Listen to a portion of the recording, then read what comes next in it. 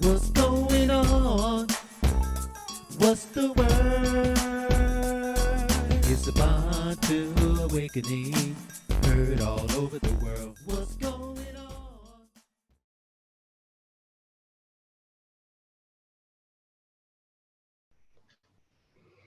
This meeting is being recorded. Kimbo, natata Nzambi Yamazulu, Kifumu Kiakukisa. All Kimbo belongs to Tata Nzambi Mama Ndombe. Hallelujah. I want to welcome everyone being with us here on Facebook and on YouTube, and especially to the community that is with us on this morning. We do give all Kimbo the Tata Nzambi Mama Ndombe. We honor and acknowledge the 4 creatures, the 7 archangels, 24 elders of the kingdom of Zulu, and our elevated Bakulu of the light. And I am honored. I think it was about 2 years ago, maybe 2.5, I'm not too sure, that I did an interview with Mom. I call her Mom because she's Mom. And it was a beautiful, beautiful interview. And she was in the United States at the time when I did it. I was in California. Yes.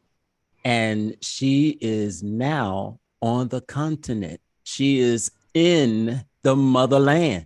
She's home, everybody. She's home. Yes. And she looks beautiful.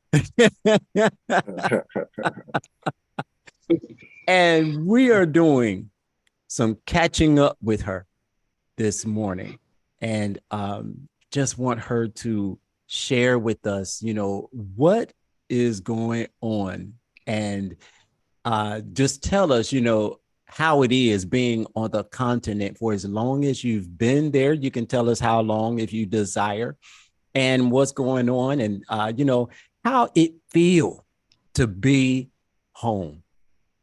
Let us welcome our mom, our mother, Mother Bantu. Welcome, Mom. Thank you. First of all praises to Nzambi, to Mama Nobe, my children that's all here, my children that's still in the United States, my biological children, and the many children that I have here in Kenya. It's been a life-changing experience. It's the best thing that I've ever did in my life, being obedient to that call when he said, I'm sending you home. So I've been here for 3 years, 2020. There's 3 years, March the 8th of this year was my 3rd year here. And I tell you, the thing about being in the motherland, when you take that first breath, it's like you can breathe. Yes. I remember getting off of the airplane 10:30 at night. It was 10:30, 11, 12 o'clock by the time we disembarked and got our luggage and came out. And it was just something about that night air that I had never experienced before. I knew there was something missing in my life, but I did not know how to express it or put my finger on it. But when I inhaled the atmosphere and the night air that my ancestors inhaled, I just started crying and I couldn't stop. I couldn't stop crying. Wow. And the nice men that wheeled me, because I requested a wheelchair because, the airport's too big to walk from one point to another. So they rolled me, we went through customs, they rolled me out, they got my suitcase, and I started crying. So people start to gather around me, and he said, that's okay, Mom is home. And she's worshiping her ancestors. He said that loud and clear. And then that really made me cry.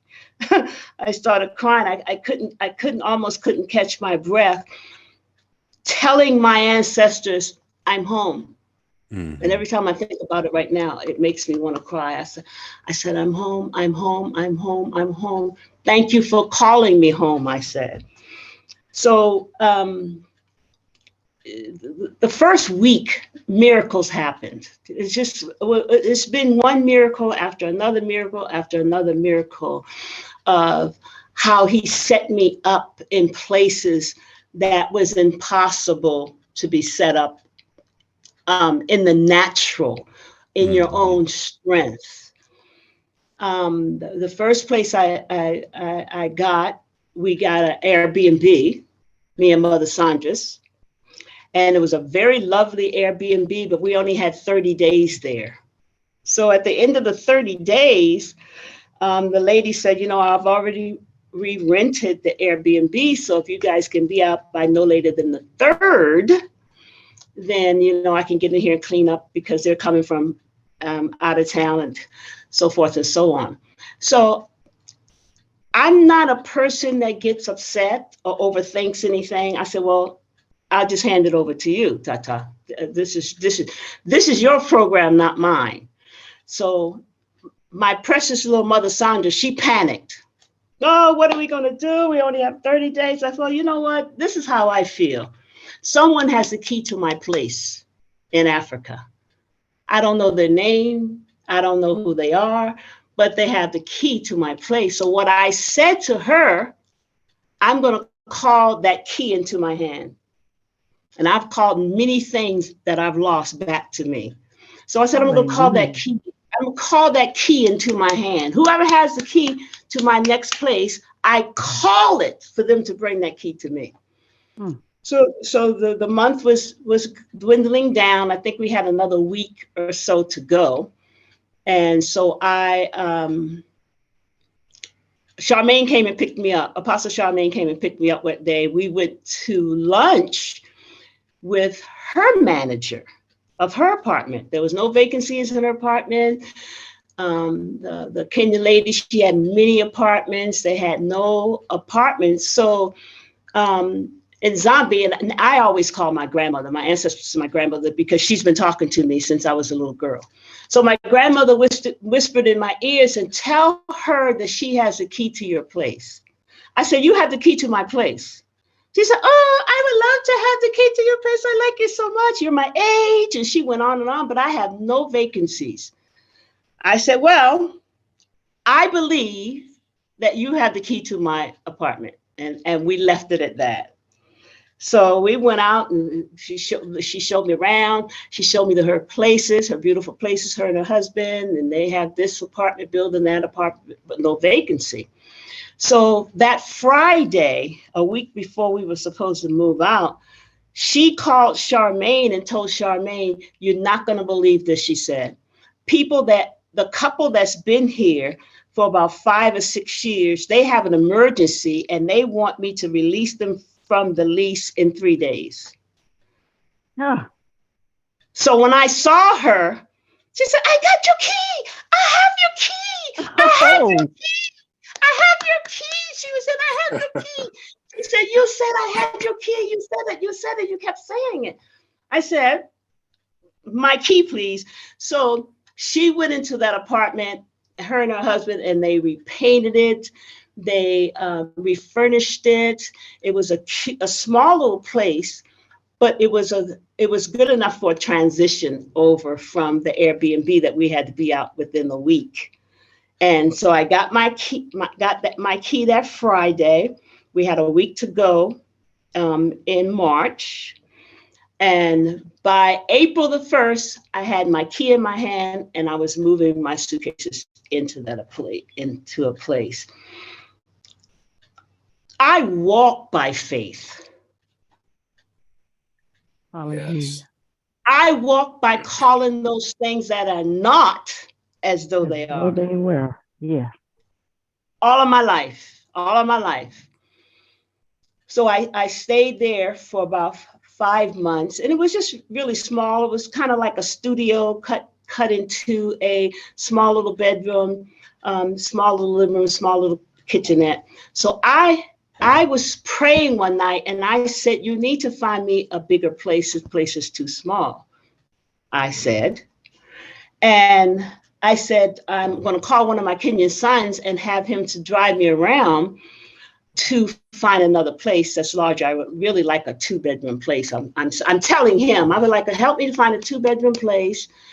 He said, Mom, you just moved there. I've been in here for 4 months, but it's just too small. It's just too small. It's good enough, I told him, for a transitional place or a college student, but I need to stretch out.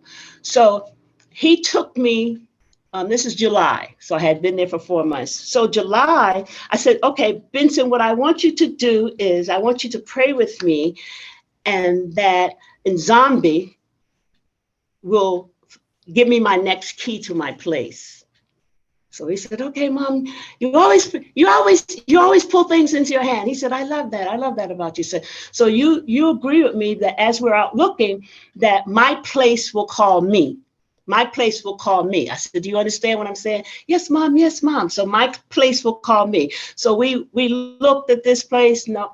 Looked at that place. No. We looked at another place. No. I don't feel the house, the warmth of the house. When you step in a house, you and the house know each other. I believe that. So I said, I'm tired. It's been all day. It's going on 6 o'clock. We've been out since 9 o'clock this morning. I said, just take me home and I'll rest and we'll go back out Saturday. So we're driving down the main highway and he looks over. He said, oh, look, Mom, brand new apartments going up. And I said, well, I'm tired. I said, let's just go down the little path and get the telephone number from the billboard. No, Mom, you need to go in. You need to go in and look at the place. Well, I said, well, nobody lives there and all the workers are out, they're building, they're planting, they're painting, but they had, of course, the model apartment. So we went in, we looked at the model apartment. I said, I would like to take a first floor apartment because I don't feel like climbing steps. No, Mom, you have to go up. You can't be down. You have to go up. We're arguing about what apartment I should take because all 150 apartments was vacant. No one had moved in yet. So I said, okay, let's look up at the upstairs apartment, 2-bedroom, 2-bath, an office, a back porch, a front porch, $340 American money. And I thought, wow. I was like, yes. So I said, well, what do you need? I would like to put the application. She said, oh, just give me your passport. And I went down to the office, gave her the passport. She told me how much it costs to move in. She said, but you can't move in until September because there's nobody there, Mom. And it'd be too noisy. The workers are working outside. They're drilling, they're hammering. And I said, well, I really want to move in before September the 1st. She said, well, if you can take the noise, you can move in. So within 2 days, I had a key to a brand new apartment that no one has ever lived in. And I've been here now for 2 years. So, Mom, with your experience, when you're moving into apartments there, do they require like first month's rent? And let me tell you what they require. Yeah, they require a deposit in the first month. Deposit in first month. Yes, deposit in first month. But the only identification that they require is your passport. They don't do a credit check. They don't do a background check. The only thing they want is your passport. While she's filling out the paper, you give her your passport. She writes the passport down. She hands you back the passport and say, here's the key. Wow, that's so much more easier than here. What? We're supposed to be in this land because this land belongs to us. Yes. I was paying $2,800 a month in America, in California, for a 2-bedroom, 2-bath. It was a whole senior complex. It must have had about 300, 400 apartments there. But when I got this apartment, it's like I can breathe. I have my retirement, so it takes a small bit of my retirement. The water bill is $3 a month. The light bill is $10 a month. The cable a month, because I only get internet because I don't watch television. YouTube is my TV. The cable is $30 a month. So when he transitions you, he transitions you for the betterment of your life.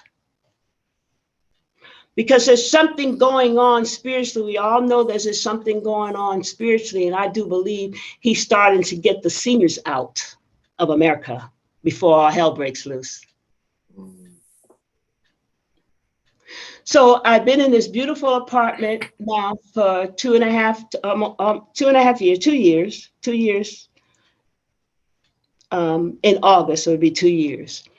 But it's something that, and I always tell the young people that I talk to and I talk to on the streets, if I had not been obedient, I wouldn't have met you. Because we as human beings, we talk ourselves out of the counsel of the Most High. We reason with him in the middle of the night. We tell him why it won't work, why it's too soon. We tell him how much money we do not have, and we can't see it. So I always say this, and I want everybody to remember this. If it's too big for Tata Nzambi, it does not exist.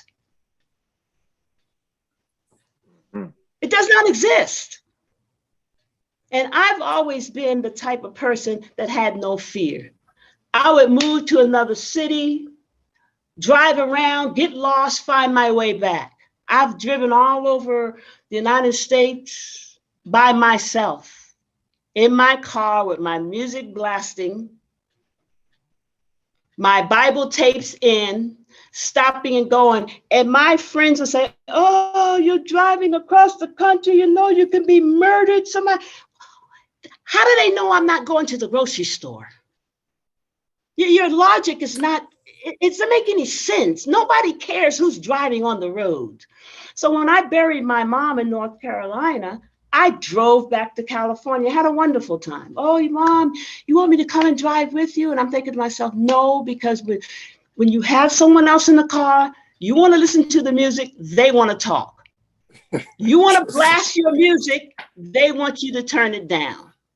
You want to put your favorite jazz tune on repeat, they're sick of hearing it. No, I like to travel by myself. I'm a loner. I've always been a loner. I'm a loner.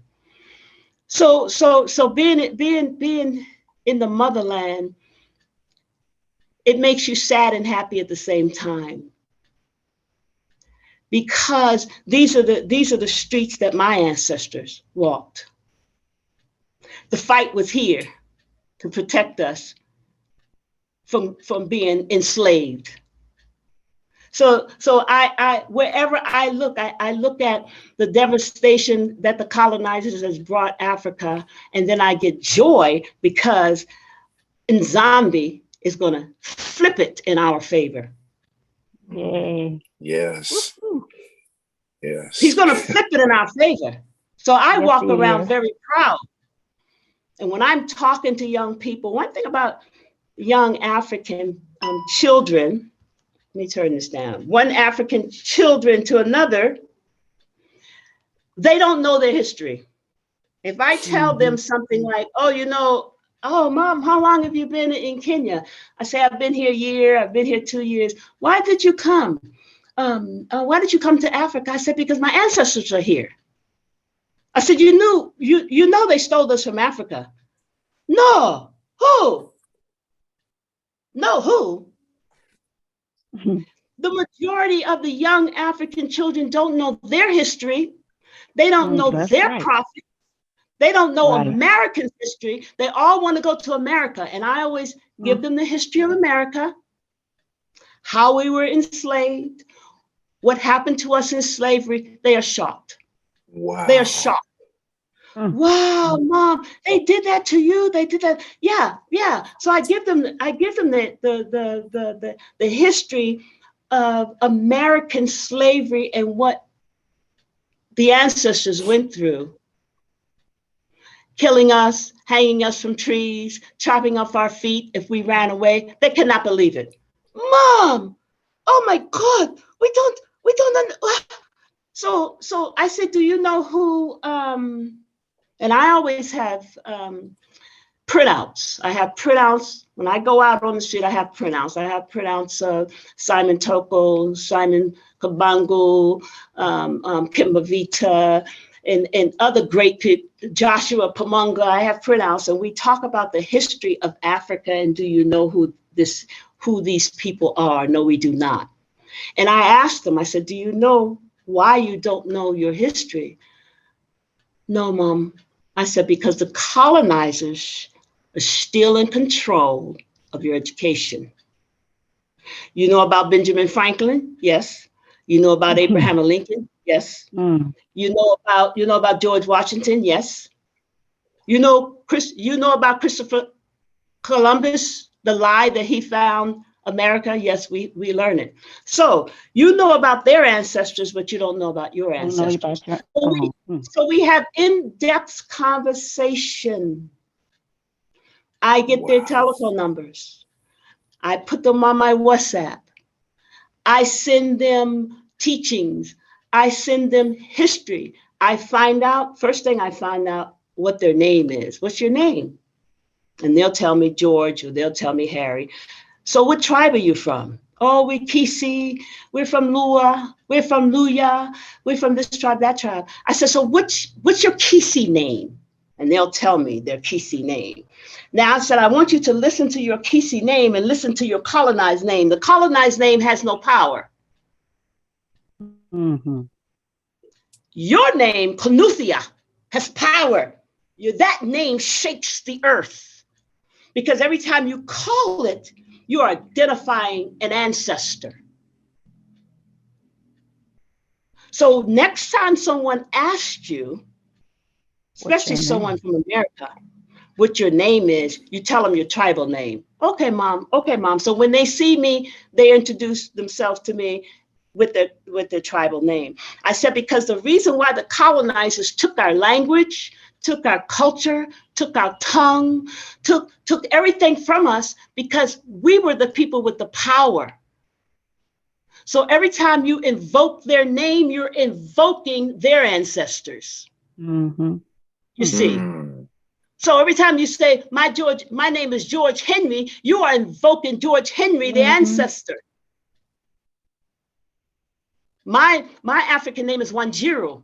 And how I got the name Wanjiru, I met an elder from Mount Kenya, and we were talking, and I told him I really want an African name. So we talked a long time, and he said, the ancestors just told me what your African name is. I said, what? He said, Wanjiru. So he gave me the history of the 9 sisters that are the lineage of all the tribes in Kenya. These are 9 sisters. That's how the tribes broke up. And he says, Wanjiru, your ancestors just told me that your name is Wanjiru. And I said, wow, that is so powerful. And he told me the history about Wanjiru, and that she was the oldest sister. And I said, I'm the oldest of 11. I'm the oldest girl of 11, I told him. He said, your ancestors know. Your ancestors called you here to this land. So I'm crying now. I said, oh, they called you here because you have a work to do. You have a work to do. And he said, I see your father all over you. So he prophesied over me. He was such a powerful Mosè. Mosè is an elder, such a powerful elder. And he told me that the reason why that I am the forerunner in my family is because of the tenacity and the fearlessness that I have. He said, you've always gone against the wind. I said, yeah, I've always gone against the wind. You've always been the odd one out. Yes, I've always been the odd one out. That's because you were chosen at a young age, he told me, and now your assignment begins. And he asked me how old I was. how old I was. He said, you will live well into your hundreds because the assignment that you have to do is one of the most powerful assignments in this time span right now. So I got my African name. So when the Uber drivers or the boat drivers, they come, they say, are you Wanjiro? Yes, I'm Wanjiro. Oh, we were looking for a Kenyan. I am a Kenyan. I said, give me your arm. Give me your arm. And they hand me the arm. The same DNA that runs through your arms run through my arms. Your ancestors and my ancestors are the same. Mm-hmm. So there's no distinction between, because I don't have a Kenyan dialect, that I'm not as African as you. Mm. That's right. And so that from that time that they picked me up, maybe it's 20 to an hour of conversation, I flip them. Wow. Because he says, everyone that I send you, they have an ear to hear. Everyone that I send you, everyone that you sit before and they sit before you, they have an ear to hear what you have to say. Their spirit is open. So we had the long conversation about who they are. And I always tell the young people, you are the generation that's going to turn everything around. You are the young kings and the young queens that was born in this dispensation, because your mouth will speak against what's going on in your life. And I say, look around Africa. Now, Christianity came here 400 years ago. What have Christianity done to better Africa? Nothing. Nothing. Look at the roads. The roads are not paved. They get millions of dollars to pave the roads. You don't have a job. You can't feed your family. The Mzungus, the white people, are living large in their country, in their city. So every Sunday, I tell them, you go and worship their God. God, that's right. Mhm. You All worship of their God. I tell them, African people are the only people in the world. I say, listen to me. We are the only people in the world that have left our gods for other gods. We worship the Christian God, the Muslim God, the Buddha God. Tina Turner was a Buddha. We worship every God but our God. The Chinese, they don't come and worship with us an African God. The Japanese don't worship an African God. They worship their own God. So why are we the only people on the earth that's struggling the hardest, that is in poverty the most? Yes. And I say, answer me. I don't know, Mom, because we left our God. We left the God of Abraham. And the God of Abraham knew no Jesus. The God of Abraham, Isaac, and Jacob, we had a spiritual relationship with him. So every time you walk in that church on Sunday, you are giving homage to the white man's ancestor. You are worshiping his ancestor, not your own. Mhm. So the first thing I Yes. want you to do, you don't go to church anymore. Oh, Mom, I stopped going to church a long time ago. Good. The second thing I want you to do, and I tell all of them this, I want you, when you go home tonight, I want you to get down on your knees. And I anoint their knees. So you get down on your knees and you repent for leaving the God of your ancestors. Do you hear what I say to you? Yes, Mom. Yes, Mom. You just can't go get the knowledge and move on. You get the knowledge so you can bow down before the God of your ancestors and repent. And you say, I'm sorry, I didn't know. You got it? We got it. So I send them scriptures. I send them, we stay in contact. They call me, they answer me questions. I call them, I ask them questions. I tell them things. I send them powerful teachers. Whatever I get on the internet, or through Zoom or whatever. And I think it's powerful enough for their understanding level, because you can't pour too much in a vase. Right. Right. That's true. That's true. Because they'll regurgitate it. Right. But you spoon feed them. You give them a little at a time. You give them a little at a time. So if I go to, there's 4 malls here. There's Two Rivers Mall, TRM Mall, Village Market Mall, and Rogers Mall. So when I walk into the mall, Mother Bantu. Oh, there's Mother Bantu. Hi, Mother Bantu. Mother Bantu, come here. We got something to tell you, Mother Bantu. I said, did I speak to you? Did I tell you that we are the people of the book? Yeah, Mom, you told us that 1 year ago. Oh, just checking. I don't want to miss anybody. I don't want to miss anybody. We are the people of the Old Testament. They stole our story and they put themselves in our story. Do you understand what I'm saying to you? Yes, Mom. So we are the same color as God. We are the chosen. We are the Muntus. We are the Bantu. We are here. We were on this earth thousands of years before the colonizers came.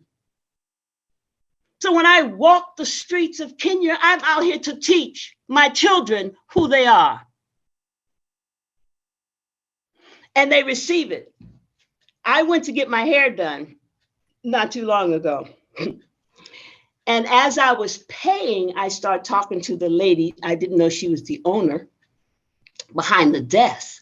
Before you know it, all the stylists were around me, and they were all listening, teaching them who they are, why they are, where they come from, where are they located in the book.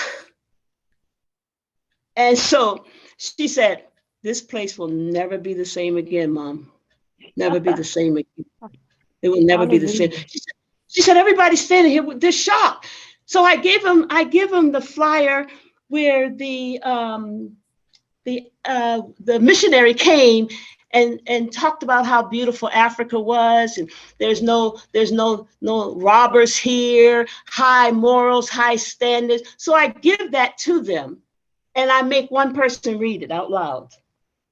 And so the owner of the salon said, wow, they tricked us, Mom. Mm-hmm. They tricked us. They tricked us. That's why we have nothing and they have everything. Everything. Because they tricked us.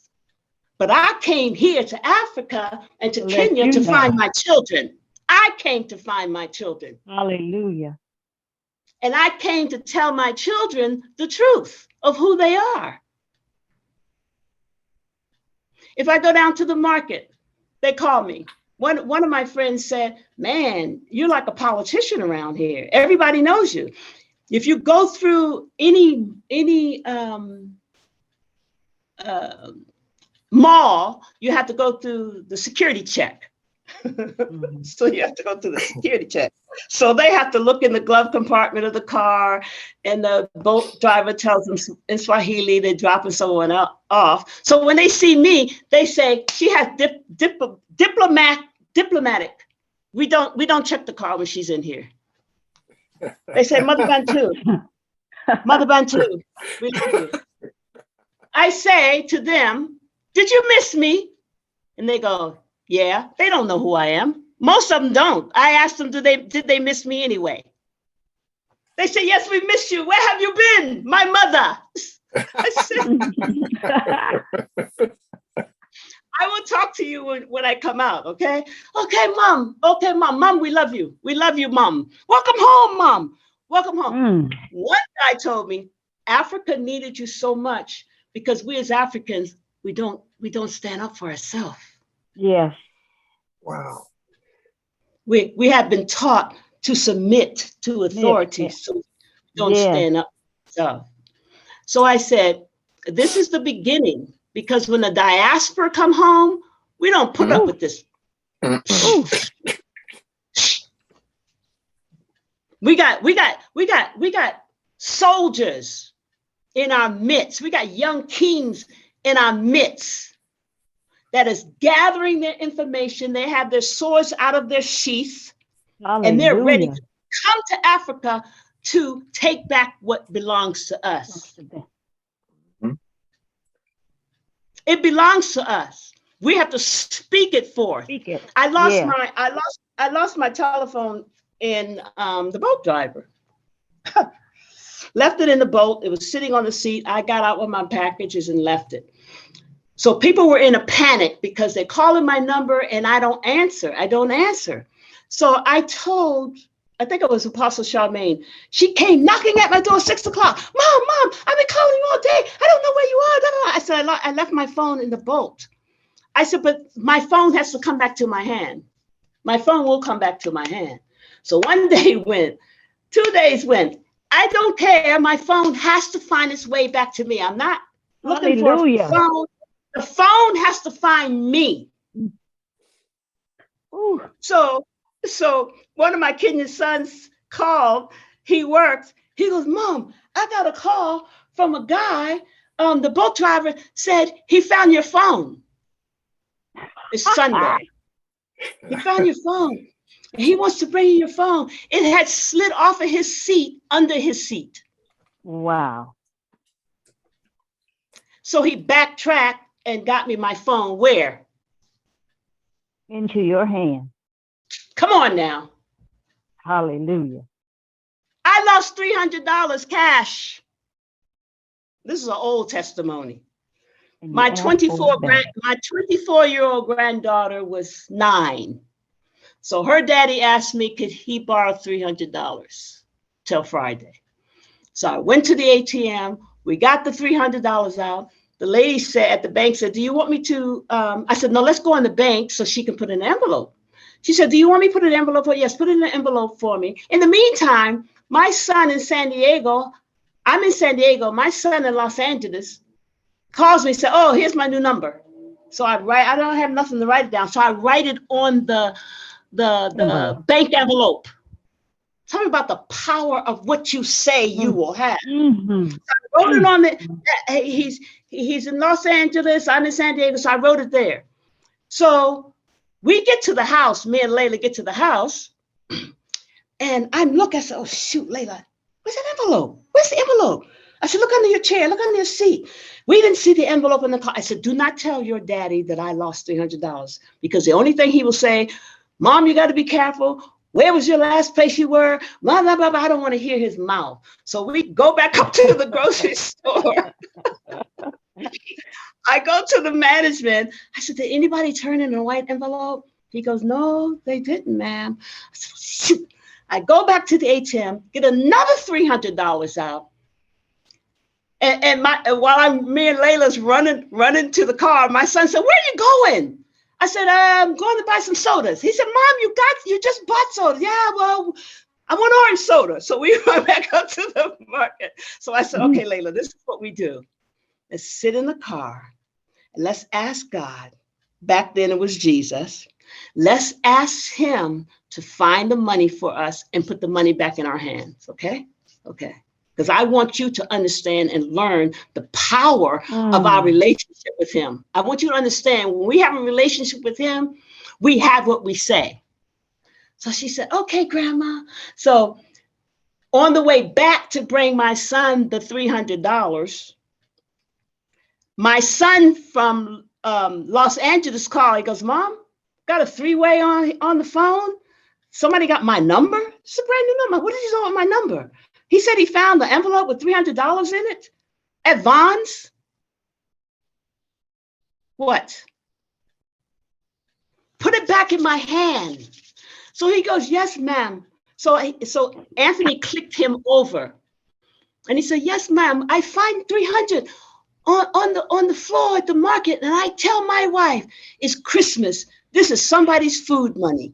So I said, I'm on my way. I got up there. He would not take extra 5 or whatever. And so I told Layla, this is a lesson when you have a relationship with him and your ancestors encamp around you, they got your back. They look out for you.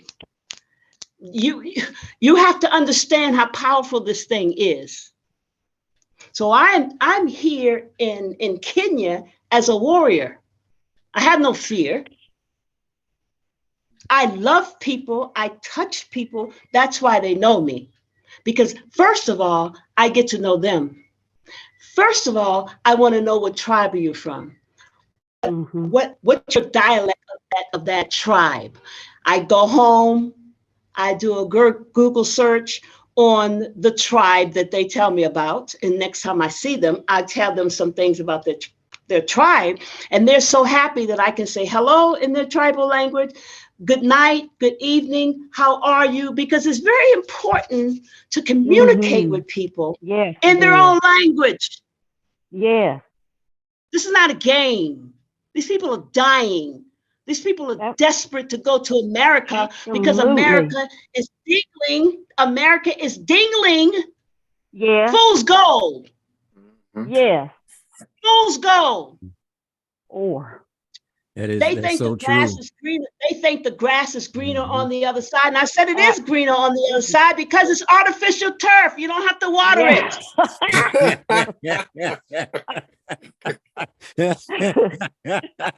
That's true. It is. Serious. So yes. I have more than 150 Kenyans that want me to help them to get a visa and go to America. So I tell the young man, I said, America hates Black people. Oh, I thought America was nice, Mom. America hates the Black man. I said, do you know who George Floyd is? Yeah. The police put the knee on the neck. Yeah. Well, that was them telling the world that this is how we feel about the Black woman, the Black man, Black woman, and Black child. Yep.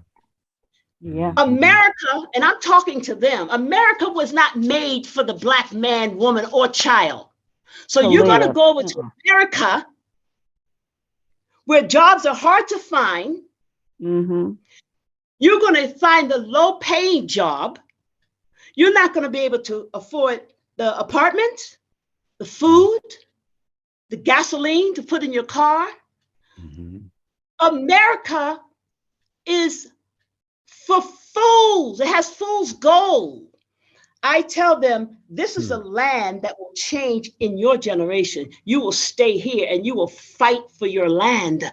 Hallelujah. Yes. You will fight for this land. I'm sorry to interrupt, Bantu Mama, but you said something that was very powerful. This land here in America, the one thing that we definitely have to understand is it was not created for us. Never. Okay. We were brought over and we created it for them. Yeah. And it was not by it wasn't by willingness. Yes. Okay. We were forced. We were forced to build their land. Yes. And by us being here, they let us know that this is not for us. You live here. We don't want you here. But because you're here, we'll tolerate you. Right. Exactly. And we're not human. We're not human either. Right. So what you said was very powerful. This is why we are so ready to come home. And when you speak to them in their language, oh, that means so much to them. Yes, absolutely. So much, because you're showing that you're becoming a part of them. Yes. Absolutely. And that's the beauty. And I believe whenever you go to a new country or wherever you go, you need to learn the culture. You need to learn the language. If nothing else, to say good morning, hello, goodbye. Yes. Just How are you? Yeah. In their language. You need to learn the people. What is some of the cultural things you do?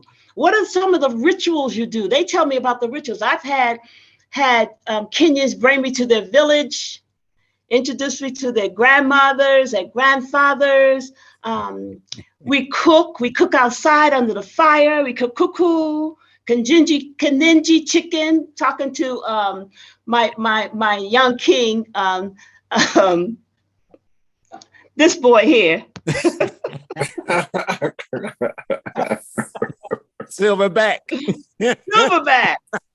my young king. My brother. But it's very important that you don't come with a high horse. Absolutely. And I tell my Kenyan children, when you're hungry, I'm hungry, sweetie. Yes. Right. Yes. When you're not clothed, I'm not clothed. So Right. one of my Kenyans said, he said, you don't put us down when I take you in the worst parts of Kenya. I said, I cry inside because these are my people. And this is what the colonizers have done to my people. Yeah. Yes. Mm. This is what they've done to my people, to the children, to the men. I said, these are young kings standing out on the street. And I always tell the guards, they're guarding the store. They're standing at the door and all this stuff. And I said, do you realize that you are a king guarding a door for those Indian people over there? Yeah. But I said, Arab. what we're gonna secretly, me and you agree with, and they're smiling, we're gonna agree that they will be dismissed out of this country. Yes. How about that? Yes. Yeah. And they Yes. smile. They smile. I said, because they are our enemies. Yeah. Yeah. They hate us, Mhm. but they're here ruling in our country. They're Yeah. mistreating you Yeah. because their country is impoverished and they're here to steal our resources. Yeah. Hey, Mama, Invading the land. if I could just say real quick, before they're dismissed out of the country, they're going to be guarding their doors. And the cool thing about it is everything that they make, Tata's going to drop it out of their hands. They will not be able to take one dime with them. Yes. Hallelujah. So go ahead and build your houses, your grocery stores and everything. Every time I walk into a grocery store, They're building it for us. Yes, they are. they're building Yes. it for us. Yep. And every time I walk into their grocery store, Yeah. I curse their idol. Now this is serious Mm. Mhm. Right. because they have their Indian idol sitting up there, and they have their fruit in front of their their candles burning, which they stole that ritual from us. Mhm. Yes. Mhm. We're too ashamed to have a altar and recognize our ancestors and burn our candles. We're too ashamed because the colonizers told us it was bad, it was witchcraft. Yes. But when you go into their store, they have their idol up there, their Indian idol, their Muslim idol, their Buddha. And so I walk to the store, I'm smiling and talking to the children, talking to the young people that work there. And I'm saying to myself, that idol will come crumbling down Hallelujah. on the dirt of Africa. Yes. Yes. Yes. But your idols will not Basseh. stand in this country. No idol will stand in this country. And I curse your idol. Yeah. Hello, Basseh. how are you? Oh, I'm fine. Okay. Back to my chair. You curse that idol right there. That Yeah. idol will fall face down. Yes. Yeah. Yes. Crumbled. No time. This is not a game. When you come to Africa, No. you better be ready for war, baby. This is a war. Absolutely. We're in a war Mm-hmm. to take Yes. back our land. Yeah. Yeah. This is not a place where you come to spend your money and make yourself comfortable and walk past these children that are Hallelujah. hungry, no jobs, poverty, Mm. and you say, Ashabuni, good morning, Habari. You better come to fight because the enemy knows I'm here. Yes. He can smell me when I come on the scene. I told Silverback this one time. I was so upset. So I went into this great big, beautiful grocery store. And this white man was ordering this black kid around. So I'm watching and I'm looking, and my blood begins to boil because I'm thinking to myself, you don't even belong here, for one thing. Yes. So he's telling the kid, yeah, no, I told you to go get this, go get this. So I wanted something, and I could not see because here's my glasses here, and I only can read with these glasses, and I could not see the expiration date on it. So I asked the young Black boy, is the expiration date, what's the expiration date on this? So he took it out of the young man's hand. The young man must have been about 25, late 20s. So he took it out of his hand and he says, oh yes, Mom, this has to, I said, so where are you from? He said, I'm from Switzerland. So I was quiet for a few minutes. Silverback knows me very well. He always tells me, calm down, Mom. You got to work smart, Mom. So I said, go home. He was shocked. Yes. I said, we don't want you here. Go home, back to your country. You're from Switzerland? Go back to Switzerland. Right. I said, I don't want you here. And I put my hand on my young Kenyan's shoulder. And I said, because you will rule him one day. Don't forget what I'm saying to you. Mm-hmm. Yes. You will rule him because he's in a land. I said, if you go to Switzerland, they hate us in Switzerland. Yes. Yes. They call us niggers in Switzerland. They hate us in Switzerland, but he's going to leave his land of hate and come here. He said, well, I just came here to start a business, he said, and make money. But you're taking money out of my son's mouth, you see. Right. Mm-hmm. Yes. Yeah. And what you need to do is go home. We don't want you here. Go home. Mm-hmm. So he said to me, Mama, if that's what you pray and that's what you wish, I will go home. Wow. Good. He submitted.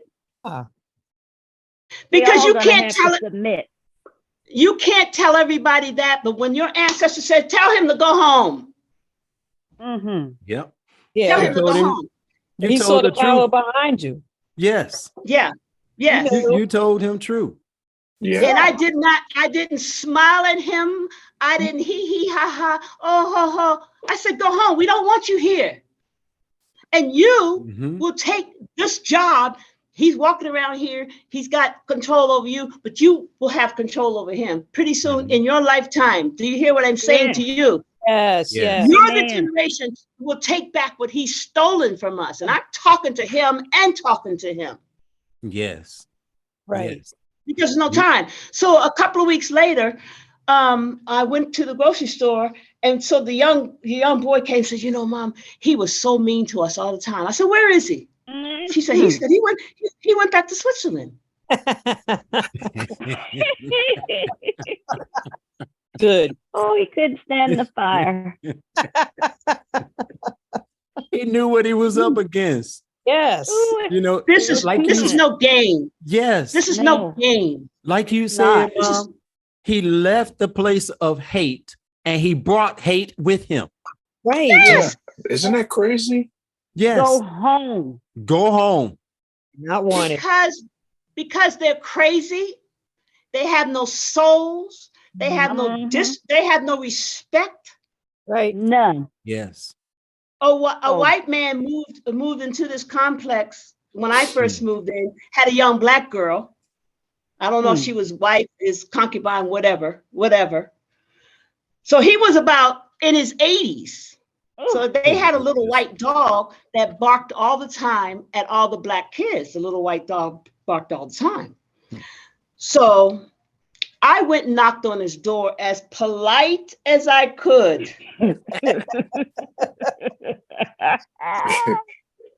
I had no malice in my tongue. You just I had knocked truth. on his door. I said, excuse me, your dog barks all day, barks in the middle of the night. He said, well, you can't tell the dog up. I said, could you please not put your dog out on the porch? Because every time somebody walks by, it barks. So he looked at me and he slammed the door in my face. So I said to myself, okay, calm down, because what you want to do when you see him outside is get a stick and break his fingers. He was from Italy. He was from Italy. He worked at the Italian embassy. Got a young black girl. So the next time he saw me outside, the dog was barking. The little Kenyan girl was running up behind him. I guess he was going to work. He did this to me. Oh, wow. Yeah. Well, that He asking for a beat down. Oh, his so dog I was disappear. so I said to myself, for every ancestor and every black person that you have mistreated in Kenya, you will fall and won't be able to get up. So I called the office, the management office, and I said, that Mzungu just gave me the finger. She goes, what, Mom? We don't disrespect our seniors here. What? He did what? I said, he gave me the finger. The whole time he was walking to his car, he did this all the way to his car. So I'm looking around for a stick to go downstairs and break his finger. But I wanted Tata Nzambi to treat me like a lady.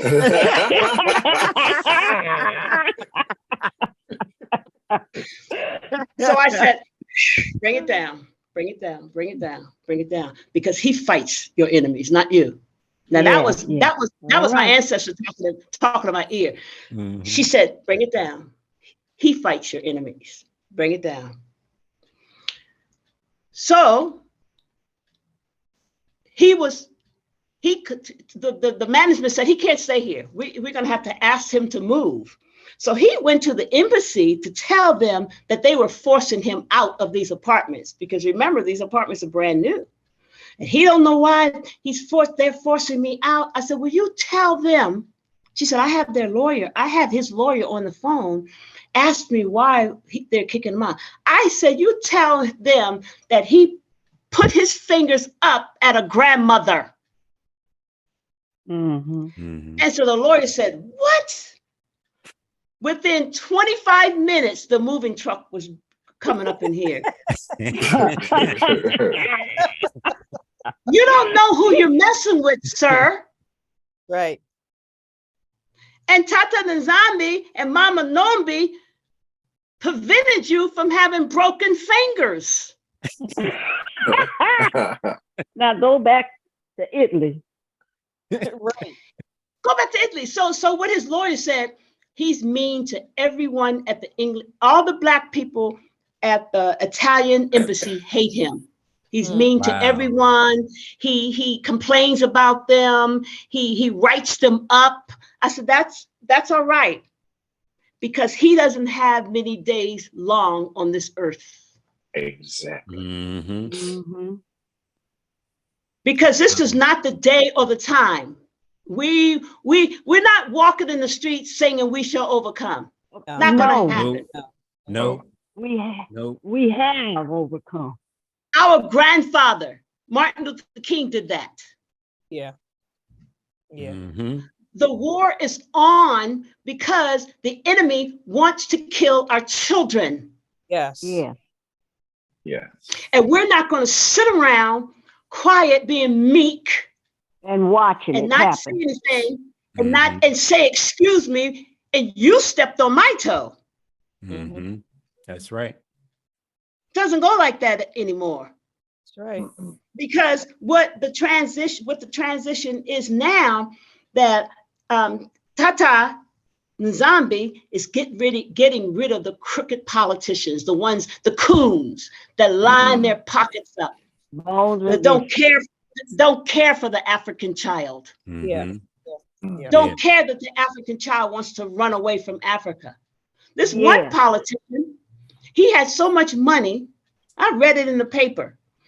He bought 6 of his children homes in Switzerland and moved his children out of Africa to Switzerland. Oh gosh. Wow. This is the reality of Africa. Wow. This is the reality of Africa. Africa needs her children to come home. Say that again. we not only have a fight inside of us, but we're not going to put up with your nonsense. Mm-hmm. We're That's not putting up with your nonsense. You know, my warfare is in this apartment. When I walk around and decree and declare that things will change, we're uprooting. We're uprooting what the enemy has built. We're uprooting. Mm-hmm. And when I say it's going to be uprooted, it's going to be uprooted. Yes. Because he's taken me many places in Kenya. He's taken me many places. I know many, many people. I was sitting at a cafe. It was a little cafe that looks like Starbucks. It's in the mall. It's a nice little cafe. Every time I go to the mall, I sit there and I have some coffee. So I was watching a lady on her phone, Black lady. She was very regal. I noticed how beautiful and regal she was. She was maybe about 40 years old. And she was watching me too. And she had her coffee, had her tea, we ate and everything. So she got up and she came over to me. She said, there's something about you that drew me to you. I said, well, have a seat, have a seat, have a seat. Let's chat. She is the assistant to the president of Kenya. Ooh. Wow. So what she told me was this. She said, my parents sent me away to get educated in America. And I stayed 14 years in America. I worked for Fortune 500. I was a part of the political scene in America. I was rolling with the high rollers in America. And then Tata Nzambi, and I smiled, and she smiled, sent me back to Kenya 11 years ago. She said, now I am involved in the political aspect of Africa. And I said, they don't see you coming. She said, Mom, they don't see me coming. They don't see you coming because the politicians want the same as usual. Mm-hmm. They don't want anybody there shaking the boat, rocking the boat. So her and I became quick friends. We exchanged numbers. And I said, he sent you back to put a queen in position and take all these phony, lying politicians out of office. Because there's a whole lot of shaking going on in Africa, and it starts from the political realm. Yes. When Ruzudu, the president of Kenya, was sworn in, you should have seen all the Catholics. They were there. They were shaking their beads. The Archbishop came, prayed over Kenya. And I said, Kenya is still ruled by the colonizers.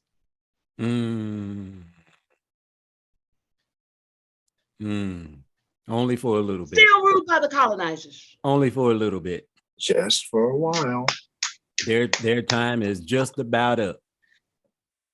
Because the shift is here. The shift is here. Yes. But we have to come and roll with the shift.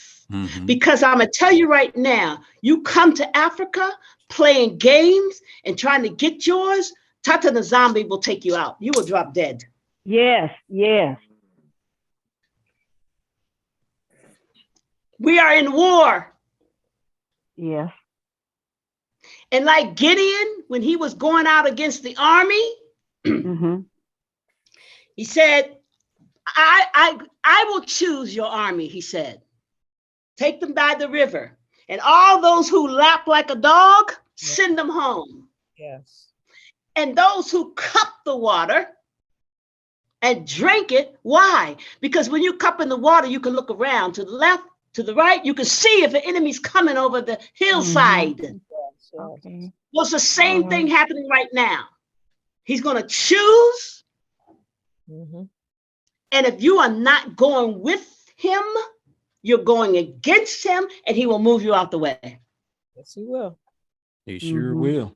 Yes. Africa is no game right now. The people are suffering. The people are dying. Yes. People want to leave, and they want to go to anywhere but Africa. Right. And I tell the kids, you can't go to your enemy's land and expect to be treated well. I say, Okay, this is what I want you to do when I have my class. I want somebody to name one country that does not hate Black people. One, just name one. While I sip on my tea, name one.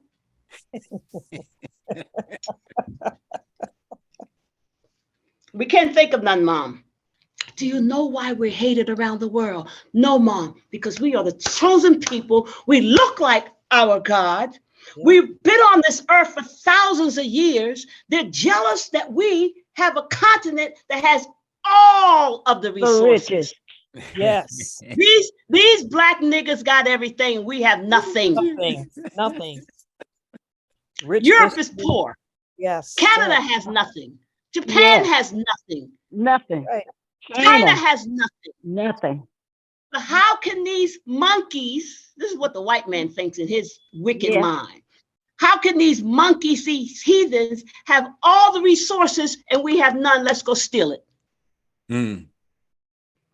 I said, that is why we are hated around the world, my child, because we are the chosen people.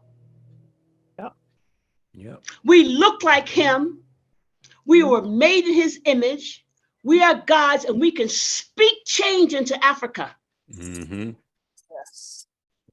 That's right. The words of our mouth and the meditation of our heart has to be Pardon. acceptable in his sight. Yes. And I like to go to toe-to-toe. Darren knows this. Go to toe-to-toe with these pastors here, these lost pastors here, because I was in that game. And we know how to throw scriptures at you to win the argument. Amen. Amen. We know what scripture we know what scripture to say to shut you down. Say it. So one pastor asked me, so Mother Bantu, you sound like you're very angry and you need to go to the cross and bow down and ask Jesus to forgive you. So I waited for a few minutes. I didn't want to shoot him down too fast. So he says, do you believe in the Father, the Son, and the Holy Spirit? I said, not like the colonizers have taught you. No, I do not.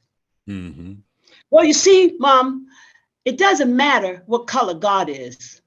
Oh, I let him talk because a fool is known by his many words.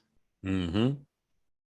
I said, so, okay, you as a Black man, you leave your house to go to work. A white man comes into your house, puts his feet up on your chair. Your children come home. They're looking for daddy. And you say, I'm daddy. And they say, oh, okay, hi, daddy. I said, you see how ridiculous that sounds? If it did not matter what color he was, why is the big fight over the color? Mm-hmm. Why are we worshiping the ancestors of our enemy? Mm-hmm. Jesus is a made-up ancestor of our enemy.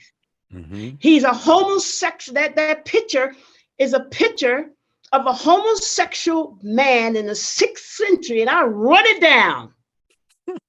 So every time you go and take your family, you're taking your family to the altar of Shetani. Mm-hmm. Yep. Make it plain. Now give me your number so I can start sending you some scriptures and some photos and some stuff. So one pastor said, Mom, you messed my world up. You messed my world up, Mom. He said, they tricked us, Mom.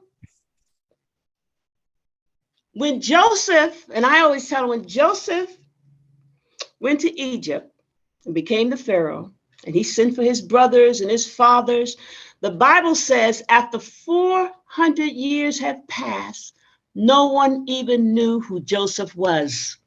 They didn't know the history of Joseph. They didn't know he was a great Pharaoh. They knew nothing about Joseph. It's the same thing. Mm-hmm. The colonizers came here 400 years ago and brainwashed each generation until now you don't inspect the lie, you just believe the lie. Yes. Exactly. Exactly. That's why I But said the they lie, trained us. They they trained brainwashed us Mm-hmm. to keep us. And I said, do you realize that Christianity was beaten to us? Mm-hmm. We were hung, Yeah. raped, Yeah. killed, put on ships in the name of the white Jesus. Mm-hmm. Now you are going to go and worship your enemy's God. Does that make any sense to you? No, Mom, it doesn't make any sense. Wake up. Wake up, because we are dying. Our children are dying because we're going to the altar of our enemy. For one thing, we're going to his altar, Mm-hmm. and we're asking his God to help us while his Exactly. God is laughing at us. Mhm. Hmm. So Kenya is the best place I've been in my life. It's the most exciting place. The people are kind, warm, loving, funny. They're always late. I tell them that's in our DNA. It's in our DNA. We're always late because our ancestors was always late. We don't That's a work on trait time we- schedules. That's a trait we definitely held on to. Your ancestor and my ancestors are the same. I said, you see how you don't have any patience on the road when you're driving? Same thing in America. We have no patience on the road. Same people. You cannot take. I said, what if I took an African lion? I always give them the African lion analogy. What if I took an African lion out of Africa and brought him to America? And they had a small baby, and they wanted to come back. Would you say that they don't belong to Africa because they went away? No, Mom. We went away, but we're coming back. Mm-hmm. Because, do you know why? No, Mom, why? Because Africa was made for Africans. No matter where you are in the world, this is our land. Mm-hmm. Yes. This is the blood of our ancestors is on this ground, forcefully taken from us. Mm-hmm. So never ask the African, are they African? I always tell them. Because we have the same ancestors, my son, my daughter. We have the same ancestors. This is our land. It was given to us. This is our continent. Mm-hmm. And we're going to take it back by force if necessary. Yes. By force is necessary. So I'm one of those little quiet little grandmas. I don't bother nobody. Stop laughing, Silverback. I don't bother nobody. Most of the time I'm here in this house until he says, go to the mall, go down to the store, go. Then when I come back, I'm here. Because the fight is on. I'm here by myself. I'm a little old lady here by myself with no fear. I have my sons around the world. Around the world. Darren, Silverback. My sons are around the world. They call me, they check on me, they make sure I'm okay. I have my Kenyan sons here. They check on me. They'll take me somewhere if I need to go buy a piece of furniture. They'll go and they'll talk the language to the merchant so I don't get cheated. Mm-hmm. But I am here as an ambassador to Zulu. There you go. I'm here Representing, because, yeah. the pastor said, you sound like you're angry, Mom. You sound like you're angry and you need forgiveness. I said, I will never forgive the colonizers what they did to my grandmother, my grandfather, his grandmother, his grandfather, his grandfather, his grandmother. Thank What? you. Thank you. I will never forgive them. Thank you. Because he said, with my eyes, I will see the destruction of them who hurt us, who put us down, who killed us, who robbed us, who raped us. So yes, I'm angry. So you can go and let them slap you on one cheek and you turn the other cheek. But I tell you one thing, slap me on my cheek, The only reason I'm going to turn is because I'm going to be reaching for something. Uh-huh.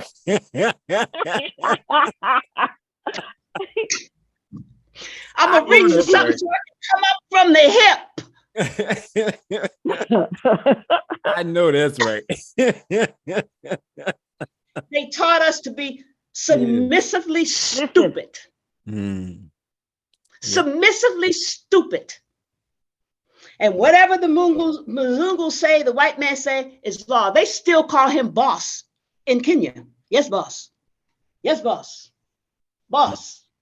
What? Boss. I said, stop calling him boss. No, that's just a saying we have, Mom. You're giving him the authority over you.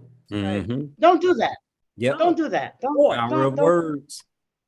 Don't do that around me. Because his, what do you call it? His days is over being the boss. You're the boss. You're going to be the boss to him. Oh, I hope you're right, Mom. They say, I hope you're right, Mom. I hope you're right. Mom, they say, Mom, you should come to my church and preach this message. Your church will hang me out going there talking about their white Jesus. Are you kidding me? That's true. They will hang me from the outside tree. I said, this is a one-on-one ministry. I tell you and teach you so you can teach your brother, your cousins, your auntie, your mama. I went to the village and preached the whole village. Sure did. There were Catholics there. There were probably Baptists there. They were all there. But did you know? I want everybody to take out their Bible. And so my son said, Mom, you shook the village today. They had never heard a message like this in the village. Never. Mm. So it's not time to play. That's right. It's time to take back what belongs to us. And I'm not going to ask you, can I have it back? I'm going to take it back. Take it back. Yeah. Yes. See, that's the thing. We have to go in power. We have to go in authority, and connect with our brothers and sisters on the continent, letting them know, as you've been doing, letting them know who they are and who these evil entities are. Yes. And that they no longer will be in power, but the power will return to the chosen people. Yes. Yes. His children. Yes. And that's why I tell them, you're going to be the future store owners. Mm-hmm. You're going to be the future politicians, because I tell them God is removing the crooked politicians, and he's making a place for your generation to go in and rule the country in honesty, integrity, and in righteousness. All righteousness is gone. Yes. When the colonizers brought democracy, as they call it, we don't know anything about democracy as African people. We had a system, political, scientific. That was our system. Mm-hmm. So that system is gone, and we're trying to fit a square peg into a round hole. Mm-hmm. Leaving out all of our spirituality.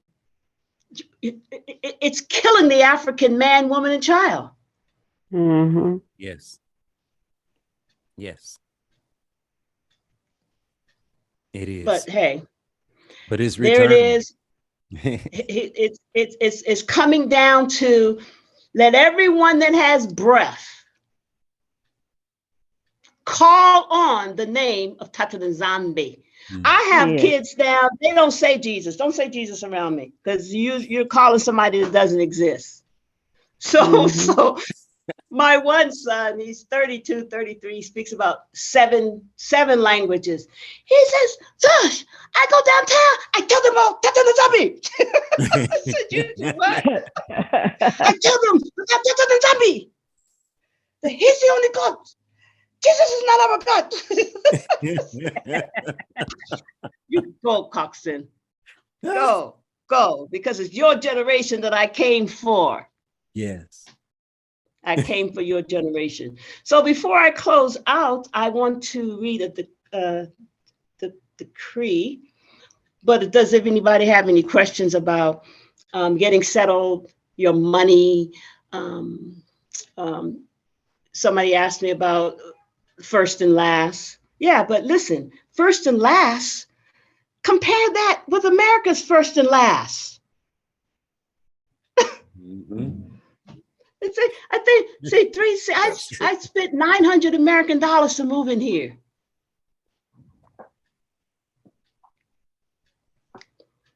So I keep my money. My money's at Citibank. I keep my money at Citibank because you cannot open a bank account in Africa without a citizenship. So all that is going to change because they're going to start giving us citizenship. I'm calling that forth, and they're going to start giving us land so that we can build on our land. Yeah, Basseh. Yes. We should not have to buy land that was stolen from grandma and grandpa. That's right. Come on now. That's right. That's right. Come on now. You saying something there. Come on. Hey, how much you pay me? So that's coming. So I keep my money in my Citibank, and of course, when my retirement comes, I go to the bank, the ATM rather. I don't go inside the bank. Go to the ATM, pull out how much I need, put it on a what do you call it? A software thing. The I can transfer my money from American to shillings, an app, yeah. And I pay my bills like that. While my money just sits in American Bank until I call it the great transition. When the great transition, the great transition is coming. And he's preparing the land for the return of his children. I told you yesterday, Nzambi, that he knows where every one of his children, Mother Earth, Mother Africa knows where every one of her children are in the world. Yes. She knows where we are. Yes. And she calls me back to Kenya, and she calls somebody else to Ghana. She calls somebody else because she knows where the ancestors came from. And as she calls us back from the north, from the south, from the east and the west, she will tell us where we're most needed. Wow. She will. She will tell us where our assignment is. Yes. We have an assignment. When you're in the church, you say, God got a calling on your life. Receive it. Bam. Knock you all over the floor. Well, truth is wrapped up in lies. God has a calling on every one of our lives, or we will not be alive. Thank you. That is a powerful statement right there. Very powerful statement and a very true one. Wow. Everyone that's breathing have a purpose. Yes. That's right. Yes, ma'am. And like an army, you have your rank. And I must have came from a warrior ancestor. Woo, she was bad. She was bad. Let me tell you, she was a woman king. I think I can say we know you're related to Kempa Vita.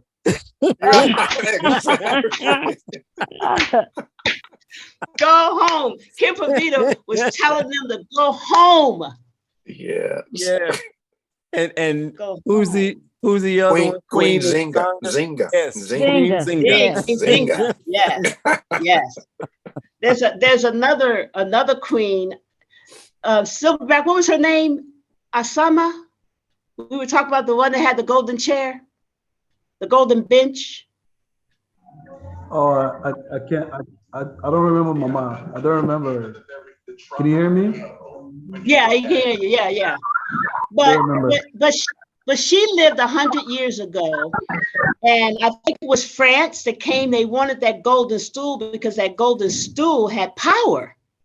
Mm. So she told him, you might take this stool now, but I will send back a child to take the stool back. So the one that came back right now, she's a queen. I think she's in her 40s, and she came back to take her stool as her ancestors instructed her to do when they sent her back to this earth to take the golden stool. They have to give us back all of our artifacts, all of the Everything. things that means nothing to them. Those are part of our rituals. Those are part of our spirituality, part of our power. Mhm. Yeah. That the thief is charging people to see stolen goods. Yeah. Oh, see, you opening up another conversation there, because everything they steal, they try to sell to other people. Look, Right. they Yes. stole Make us, didn't they? They Yes. stole us. They stole our ancestors. And what did they do? Started selling them. Yes. How can you Yes. steal something from somewhere and say, this is my property, and you stole it? And sell it. Because you don't have a soul. Because you don't have a soul. Ah, There's no logic in a madman's thinking. no. Right. He's a Neanderthal. Mhm. They mate with animals. Mhm. He Come doesn't on. have, he Yep. doesn't have a Come conscious. He doesn't have a conscious, and he doesn't have a soul. Yes. Somebody called them a parasite. So if you look up the word parasite, you don't know a parasite is on you until a parasite is finished draining from you. That's right. So they have always been a parasite on the world, in the world. Yes. Yes. They don't. I always ask the African children, I said, would you go to another man's country and take and steal? No, Mom, never. Never. I said, because it's not, because we are his children, we don't even have it in our DNA to go and pillage, rape, and steal from another man's land. Exactly. It's not in our DNA. No, it's not. It's in their DNA because they're not human. Mm-hmm. They're a parasite. Yeah. Some people call them green, some people call them orange, some people call them pink. But they're still a parasite. I call them evil entities. They're evil entities. That's right. They're evil That's right. entities. And they know their time is winding down. They know that's why they sent those white women to get the black man's seed. Yeah. Yeah.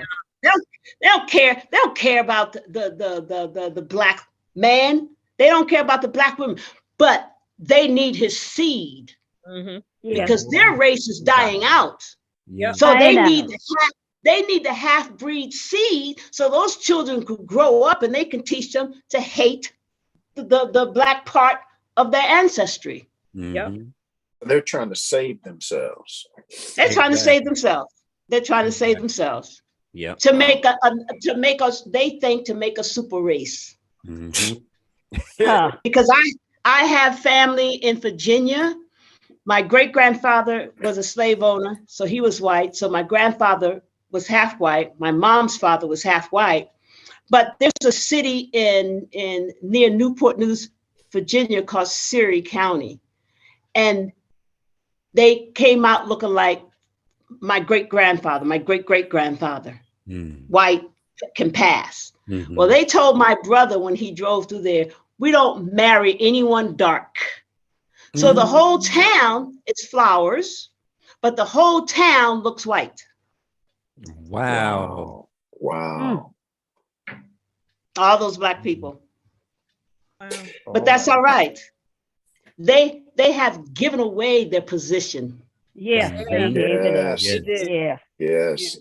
And I feel sorry for them myself. When they don't understand the power of melanin. They don't understand the power of the melanated man. Nope, not at all. They don't understand the power of the melanated man, woman, and child. Well, and neither do the colors of South Africa. Well, you know, when you're brainwashed to think something is better than something else, you usually pick the one that's better. Human nature. Barbara Walters did a show. She asked the children, the white doll and the black doll, which doll is prettier, the white doll or the black doll? Well, these children understand that black people are mistreated. They're treated badly. They must have done something wrong. So quite naturally, they picked the white doll. Because everything on TV is white, better. White Barbie, white everything, white Superman, the Three Stooges was white, all the heroes was white. So in a child's mind, this one must be bad and this one must be good. Good, yeah. Yes. They think the same today. They think the same today. A black man thinks if he get a high yellow black woman with nice long hair, then he can delete some of that dark nappy hair out of his lineage. Children. Yeah. If he only knew the nappy hair that we carry on our head, it's like an antenna.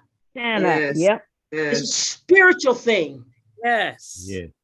That's why our hair doesn't droop like a dog. No, it don't. It's not streamed. That's why when we get wet, we don't smell like a dog. like a dog. Exactly. I hear you. We hear you. because they have made us think there's something matter with the melanated people. Exactly. Yes, they did. So the children's children think there's something the matter with the melanated children when we are the chosen children.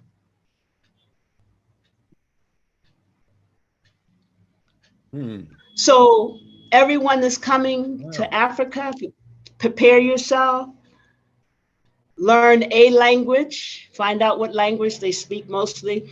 Nice thing about Kenya is everyone speaks English here. Yeah. Wow. English is their first language. And do you realize that they do not teach Swahili in the African school system? Man. What? You know, I'm sorry. I was just reading this comment from Mama Nicholas, and that's a powerful statement, a comment she put in there.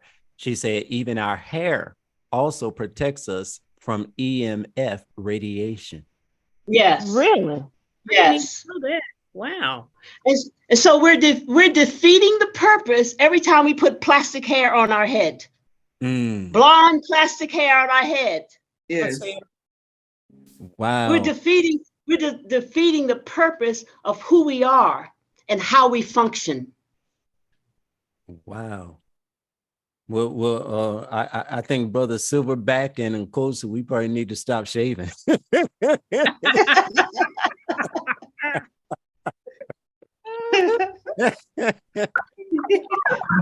didn't hear what you said, yeah. I said we probably need to stop shaving then. I lost it a long time ago. I got a shave actually, but yeah, I lost it a long time ago.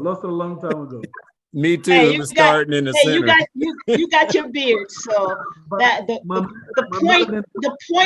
point is that they have made a black woman feel bad about who she is from head to toe. Yes. You see these old grandmas walking around in Kenya, and they have the most awful plastic hair on their head. Yes. And it makes me sick because her generation was the one that they beat in to her that she wasn't worth nothing. Her looks are terrible. Her hair is terrible. So she has this awful wig on her hair, and I want to cry. Yes. Because I say, Mama, you are so beautiful from head to toe, but you don't know. You don't know. Yeah. So they always admire my hair. They say, is that your hair, Mom? Is that your hair? Because it's silver and it's pretty and it's big. And I say, this is the hair that he gave me for this time in my life. It's the hair of wisdom. It's the hair of knowledge. Yes. Wisdom and knowledge. So when you're 88 years old and you're still dyeing your hair black. Oh. Trying to be a cougar. Trying to be a cougar. You're trying to say, am I pretty yet? Yes. Am I enough yet? Wow. They say, Mama, your hair is so pretty. Is that your hair? Yes, my hair. Is that your color? Yeah, that's my color. Mhm. And I tell the girls in secret, you see, you're trying to hide your beauty by putting that plastic on your head. One girl Wow. said, oh, Mom, I'm gonna go home and take this thing off. There you go. You have plastic on your head. I said, do you realize that the Black woman is the most beautiful woman on the earth? Mhm. When's the last someone told you that? When's the last time someone told you that? From the tips of your hair to your nose that flares out to your full lips, your full hips, Mm-hmm. just the way we're shaped drives every man in the world crazy. Yeah. And makes the Munzungu women jealous. Yeah. Yes. They try to They get hate us. that They Botox. hate us because of that. Absolutely. They hate us because of that. But the time is now. I'm here in Kenya doing a work. I've started classes with young girls where I'm putting together a small organization where I can teach the girls to sew. They know how to cook, but no one picks up a needle and thread and sew. I want to teach them how to make easy things that they can sew and they can sell. Yes. Yeah. So they can begin to have an income coming in. I make body oils and hair growth serums and things like that. Well, I want to teach them so they can make it and sell it. Because we have to teach the children how to fish. Mm-hmm. Mhm. Because you can't always feed everyone. But small groups, we can have a skill section for the girls Mhm. to do something that they can not only bring in an income, but they can do something that they're proud of. Mhm. They're proud that they make. And I said, all you single girls, there's a lot of single girls in Kenya with babies, a lot of them. And a lot of the men have ran off and left them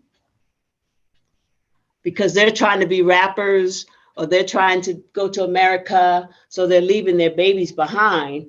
But the girls still need to know how to take care of themselves Themselves. and take That's care of right. their children. Yes. There's something we can do. And I tell them, I can't feed everybody. If I had $1 million, it still wouldn't be enough. Because you would drain me. Because my son, Silverback, said one time, which was something profound, Christianity had made them beggars. Yes. It is true. That is true.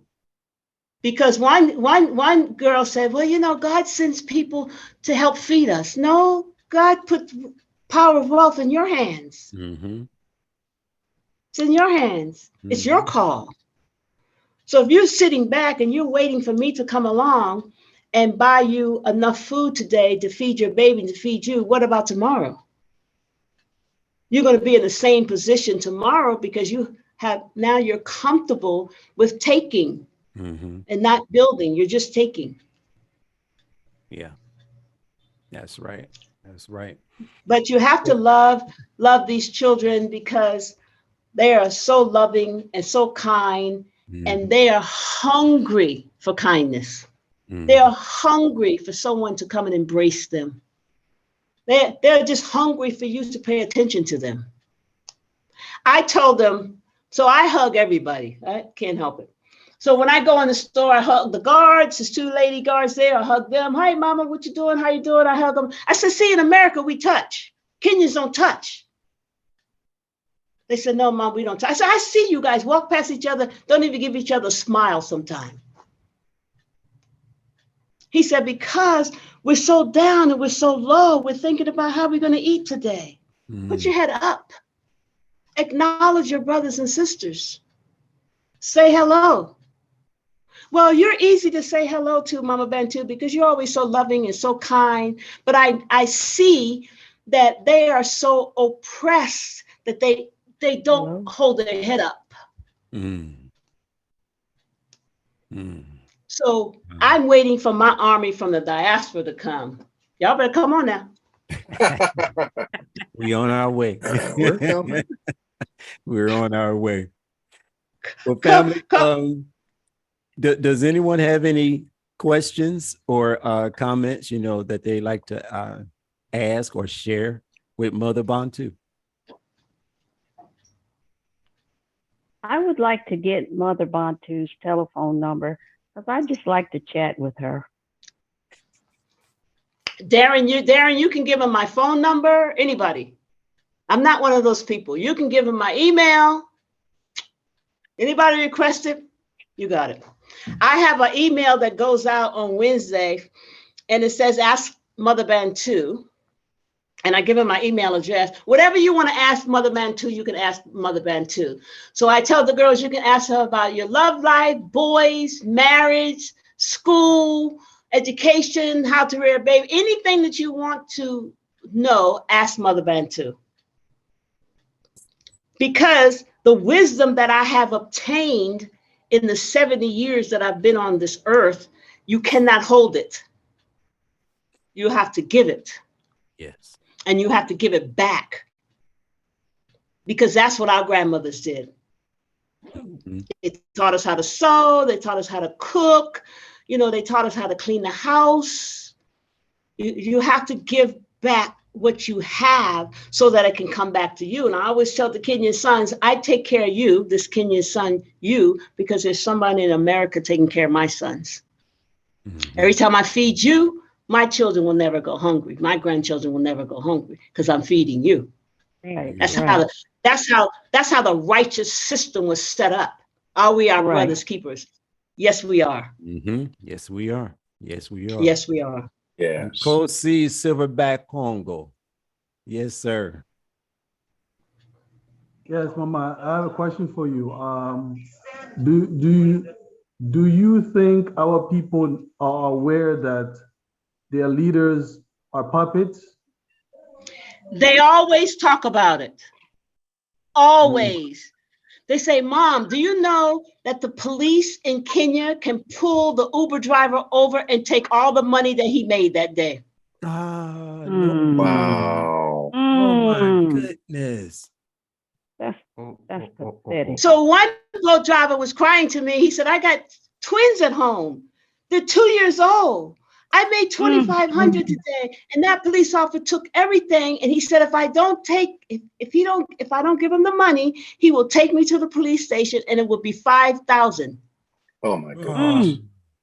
So they know of the corruption, and they're tired of the corruption. One Uber driver told me yesterday, the new president just talks. Mom, he's controlled by the white man. He gave us all these promises when he was running for office, but now he talks, and everything is going up. One of my Kenyan sons said, Mom, one egg is 30 shillings. That's 20 cents. He's crying because he cannot buy half a dozen of eggs for his child, for his family, because they're 30 cents a piece. My goodness. They say, well, Mom, the only way that Africa is going to change is the crooked politicians get out of office. Mm-hmm. I said, well, most politicians, I tell them, because we talk politics, most politicians are puppets. They are put in there so they can be controlled by the powers that really run everything in Africa. Mm-hmm. So they put them there because they're like yes men. Mm-hmm. So, but it's your generation that's going to grow up and run Africa, our ancestral ways. And one guy said, yeah, we need to go back to our ancestral ways, Mom. Yes. Because he said, this is not working. This is not working, Mom. Wow. So I make them tell me about the culture in their village, how things are done, what are some of the laws and regulations in the village that they left. And they tell me, we talk about everything. We talk about everything because the things won't change if you don't have a narrative, if you don't talk, if you don't debate. Mm-hmm. Mm-hmm. That's why I love Silverback's podcast, because there's conversation going. And people can put their opinion in whether you agree or not, but we need to talk, and not only talk, but we need to find a solution to why these children are walking up and down the street selling. One guy has 25,000 socks all over him trying to sell a pair of socks. Mm. Pots and pans all over him so he can sell one pan, so he can eat, so he can feed his family. Yeah. So either we talk against it, bring it up, make them see, or we go along as usual. I am the complainer. I'm the one that talks about, look at this young man. Do you know this young man comes from a royal lineage? And the Mzungus has him walking up and down the street trying to sell one sock at a time? Yeah. Yeah. It starts from the political. It starts from politics. The people that run this country are puppets. They're coconuts. You know what a coconut is, don't you? Yes. What? On the outside, white brown on the on the inside. Yeah. Yep. So, Those who look Oreo. like us and act like them. Yes. Mm-hmm. Yes. Those are our enemies, and those are the ones I believe that Nzambi is going to start to expose. Yes. And they're going to be pushed out of the way, because this is 2023 and it's time for change. Yes, it is. It is. Yes, it is. And when he brings his children home, he brings them home with an assignment. Mm-hmm. This needs to be done. That needs to be done. I'm gonna put you over here. You need to take care of this over here. I put you in charge over here. We're gonna take off ground running. Mm-hmm. Mm-hmm. Yes. So I can get a rest. All right. All right. Okay. Well, this has been beautiful. And I know you said that you have Absolutely. a declaration that you would like to present. Yes. I have a declaration. I'm going to say it one line at a time. And when I say it, then I want everyone to repeat it. Mm-hmm. Because Psalms 20 says, let the words of my mouth and the meditation of my heart be accepted. And even things that roll around in our heads sometimes is not accepted by Zulu. Mm-hmm. Mm-hmm. Sometimes I say, oh, where did that thought from? I need to take that away. Please help me take that away. Don't let me stumble or go down that road in this thought. And that thought will dissipate. Because why? They are helpers. They are sent to guide and direct us to the path that we should be going down. Not only that, so that we become righteous, illuminated ancestors. Yes. You know, they forget about the righteousness and the things that are abomination to him. Mm-hmm. Some things are just an abomination. And he said we're supposed to hate what he hates and love what he loves. Mm-hmm. So we can't sit back and be quiet and say, oh, well, you know, that's just the way it is. Well, hey, look, I'm here to change it. I'm here to change it. I'm here to speak against it.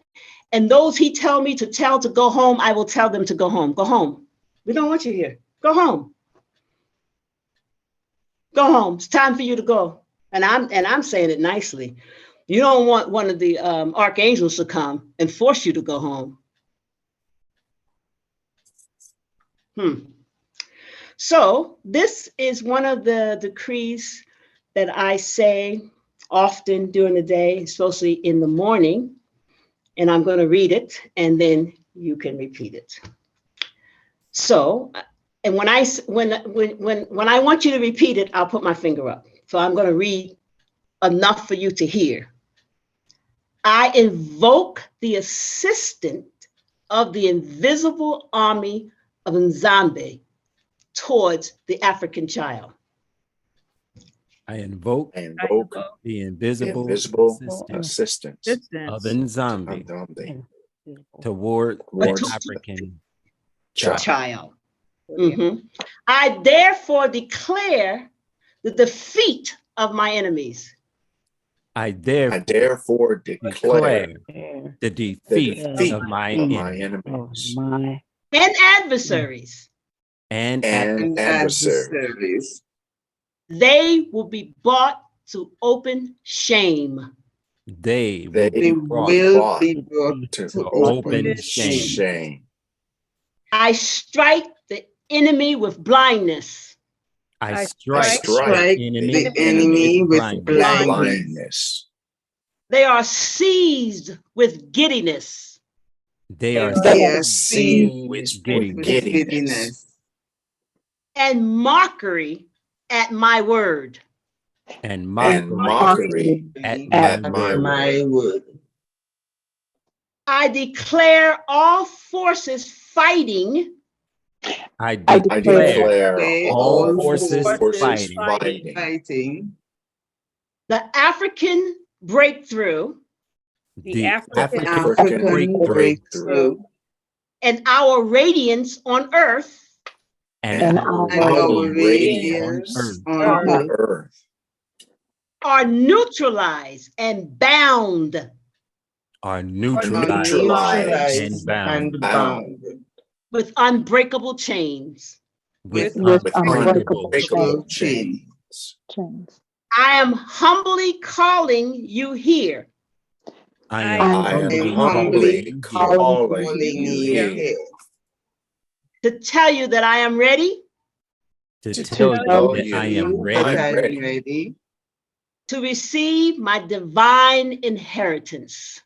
to to receive receive my my divine divine inheritance, inheritance, My birthright, my my birthright, birthright, and everything attached to it. and and everything everything attached to it. to it. When the wicked come When the When wicked the wicked come come against me against me to persecute me, to to persecute persecute me, me, they will fall face down. they will they fall will face fall down. face down. I accept I I accept accept all changes that is happening in my life. all changes that is happening that are in my life. happening in my life. I am divinely guided I I am am divinely divinely guided guided with gratitude, joy, with with with gratitude, gratitude, joy, joy, in spirit and flesh. in in spirit spirit and and flesh. flesh. And I yield everything over And I yield And I yield everything everything over over to to you. Nzambi. Nzambi. Yes, Nzambi. Basseh, Hallelujah. Basseh, Basseh, Basseh. say Ngeta, Chokwari. Oh, powerful. Be blessed. Be blessed. Basseh, Basseh.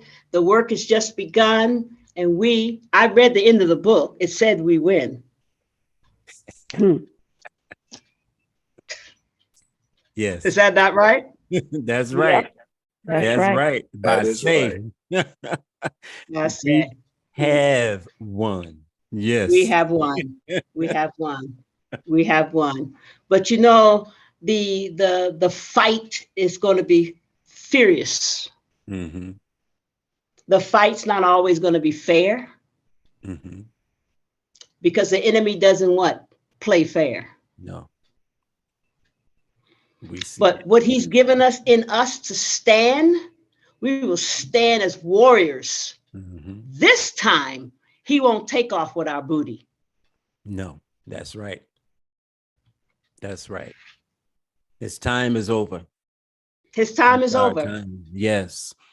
We are rising. We're one.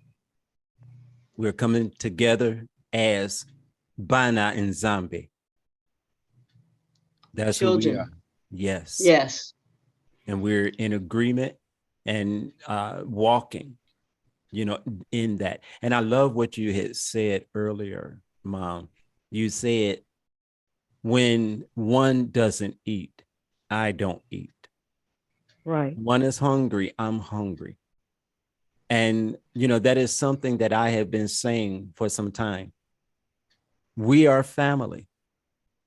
So when one goes through something, we all go through it. Yes. You never go through it by yourself. That's right. If I let you go through something by yourself, that means I don't care for you. That's right. It means That's I have right. no concern for you. Yes. It means I will stand back and watch you suffer and fall. Mm. Mm. But that is not what a family member does. No. Right. That's not love. Love will come and see about you. That's right. Absolutely. Love Absolutely. will comfort you. Love will make sure you have what you need That's right. and that you're okay to move forward. Yes. Yes. All praises. All praises.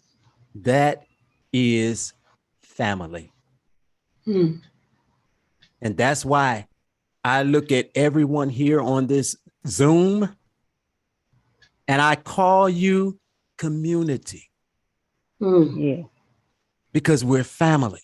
That's what a Yes. family is, community. So true. We are one. Yeah. And it is this same mindset, just like Mom, when she went to Kenya and she started speaking to the brothers and sisters there, she's bringing family together. And that's what we have to do. We cannot go home and remain separate. You'll never survive. I'm telling you, you will not survive. No. And I've said this before. They're so spiritual there.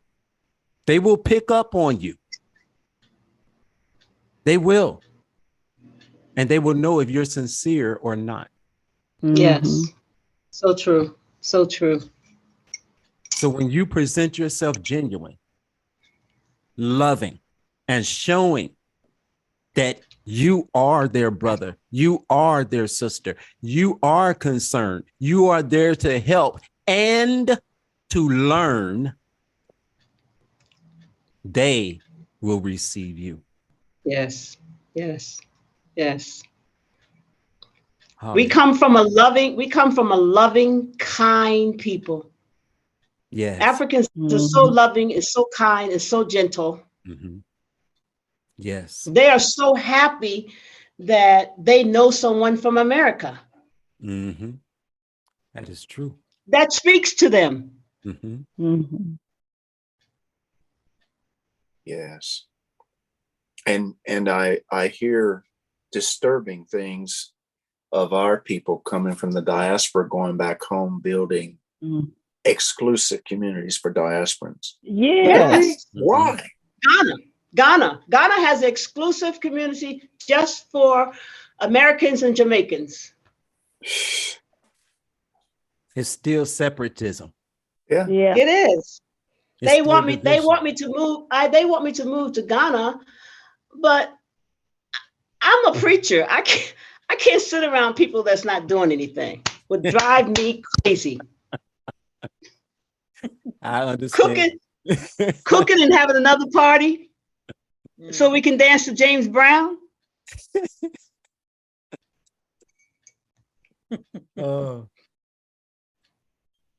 Yeah, it's crazy. And you're right, Brother Harvey.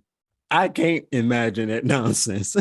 Because that's how they feel comfortable. It's like, it's nothing bad. It's nothing bad. It's just that's their comfort zone. They're comfortable around each other. They're home. Perhaps Tata Nzambi has not given them an assignment. That's their comfort zone. Most of the women up in Ghana that wants me to come up, they're in their 70s and 80s. Their comfort zone is being around each other. Mm. And that's fine. If that's what he told you to do, to be around each other and comfort each other and just, have a good time for the rest of your life. Because look, this is us after high school. Hello. Mm-hmm. Mm-hmm. Come on. This is us after high school. When we left high school, we didn't know nothing about nothing about nothing, nothing. We didn't even know we didn't know.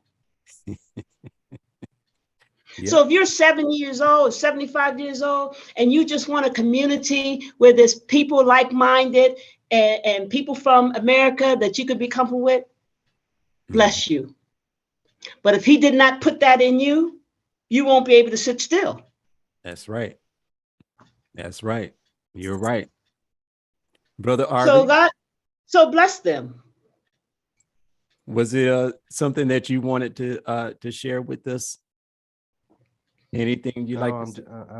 I'm just blessed to listen to Mama. I'm so blessed, and thank you so much for the message. Honestly, it's been such a blessing. We want Mama to come again and bless us in this way. Yes. Kenya Yes. has a blessing on the ground. Wow. Thank you so much. Yes. Wow. Yeah. Yes, I really enjoyed talking get to her. When I see that she has reached out to me, I do my best to quickly respond to her.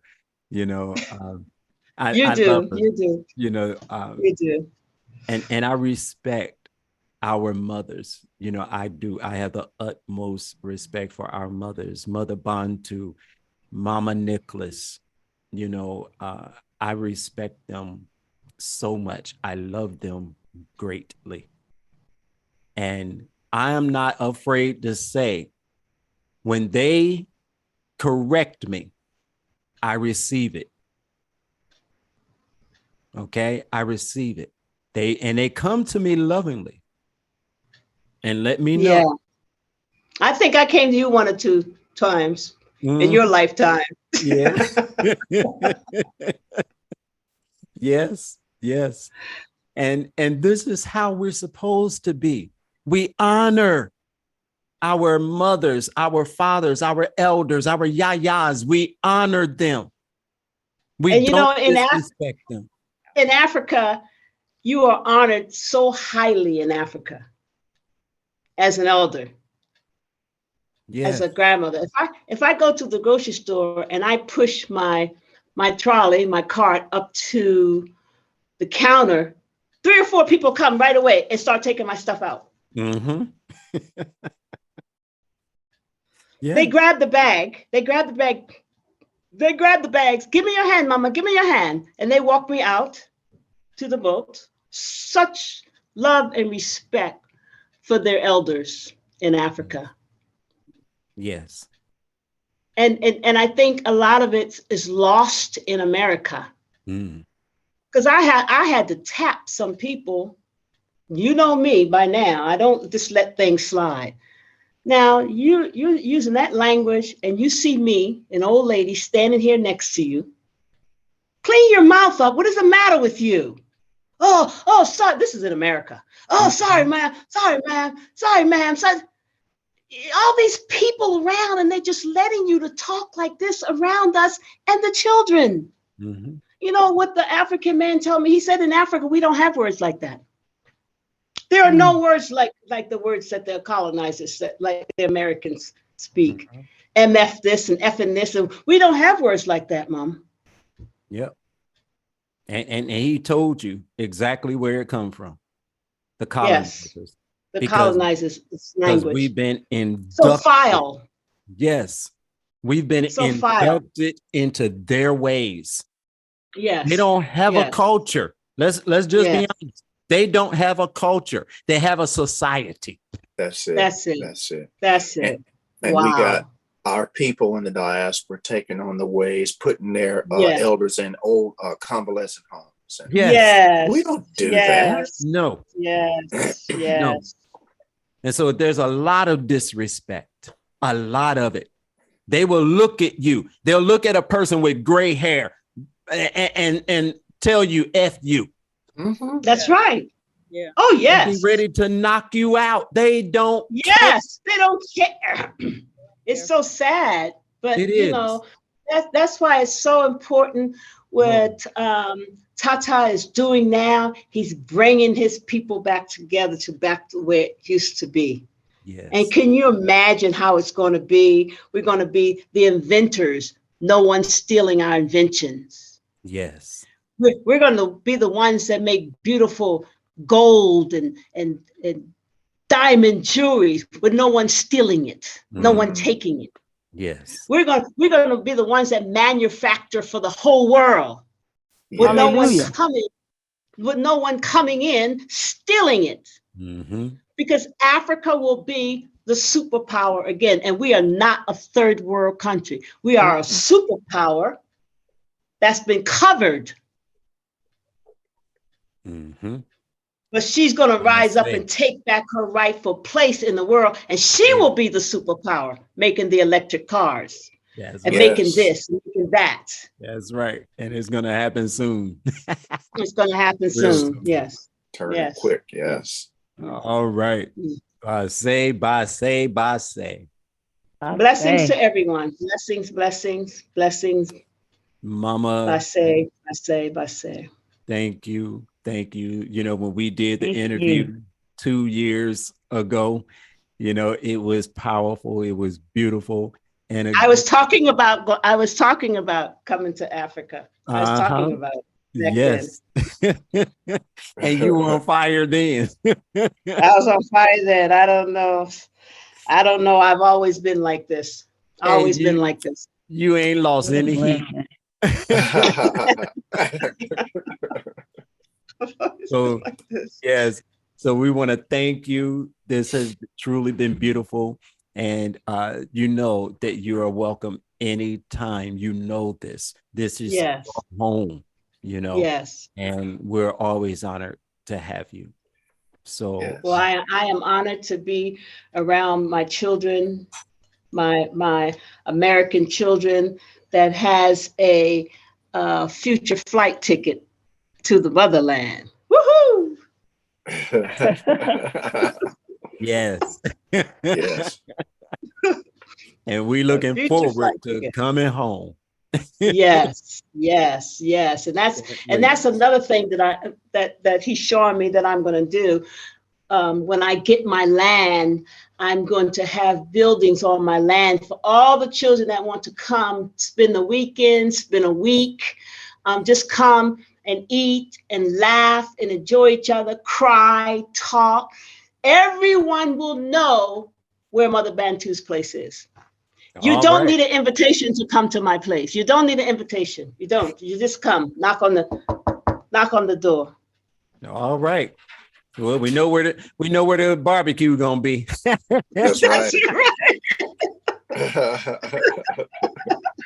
That's right. Awesome. Right. I was the oldest girl of 11 children, and there was a lot of my mother took care of everybody's children plus us. Let's put it like that, because you know the cousins come over, the uncles come over, the kids come over. We would pack in. But I was always the oldest daughter that kept everything organized. You know, I have that organized mind. So it would be nothing for you calling me and say, hey, Mom, we're going to be in town. We're going to be in Kenya or wherever he puts me.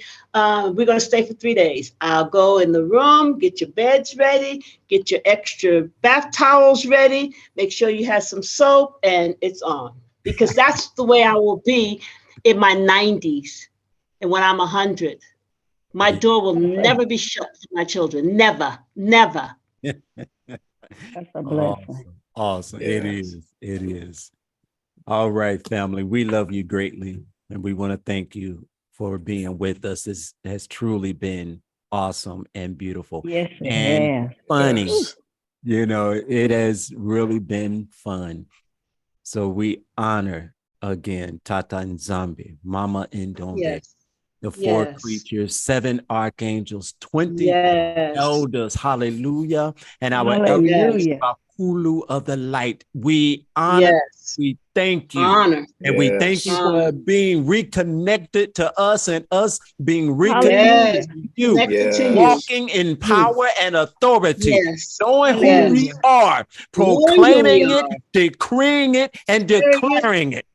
Yes. Yes. We Yes. are you and you are us. For us. Oh, Hallelujah. Yes. Thank you. We love you. Thank you. And we We love love each you. and every We love one you. of you. And we can't Yes. wait Yes. to be home with our family. Yes. We love you, Mama. Yes. We I will see love you you too. soon. Love you much. Love you. Love you. Oh, Yes. love Zola. you. Love you. Zola. Nakapenda sana. Nakapenda sana. That's Swahili for I love you. Nakapini sana. Nakapenda Nakupenda sana. sana. Nakapenda sana. Nakapenda sana. All right, family. We shall see you soon. Basseh.